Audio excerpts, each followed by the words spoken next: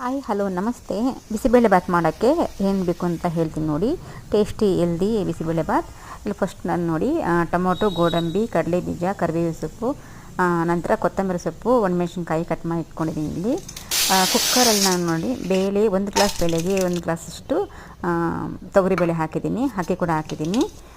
First ನೋಡಿ ಇಲ್ಲಿ ಒಂದು ಕಡಾಯಿ ಇಟ್ಬಿಟ್ಟು ಸ್ವಲ್ಪ ಗೋಡಂಬಿ, ನಂತರ ಕಡಲೆಬೇಳೆ ತೆಗೆದು ಪಕ್ಕಿಟ್ಕೊಂಬಿಡಿ.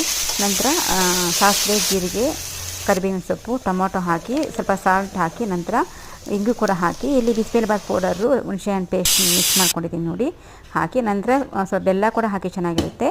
ನಾನು ಕುಕ್ಕರಲ್ಲಿ ನೋಡಿ ಕ್ಯಾರೆಟ್, ಬೀನ್ಸ್, ಬಟಾಣಿ, ನಂತರ ಆಲೂಗಡ್ಡೆ ಎಲ್ಲ ಫ್ರೆಶ್ ತರಕಾರಿ, ಬೇಳೆ, ನಂತರ ಅಕ್ಕಿ ಹಾಕಿ ಮಿಕ್ಸ್ ಮಾಡ್ಕೊಂಡಿದ್ದೀನಿ. ನೋಡಿ ವಿಸಿಲ್ ಬಂದಮೇಲೆ ಇದಕ್ಕೆ ಹಾಕ್ಬಿಟ್ಟು ಸ್ವಲ್ಪ ತುಪ್ಪ ಹಾಕಿ ಗೋಡಂಬಿ ಹಾಕಿದ್ಮೇಲೆ ನಮ್ಮ ರೆಡಿಯಾದಂತಹ ಬಿಸಿಬೇಳೆ ಬಾತ್ ರೆಡಿ ಆಗುತ್ತೆ. Tasty, healthy, super tasty. ನೀವು ಮಾಡಿ ನೋಡಿ.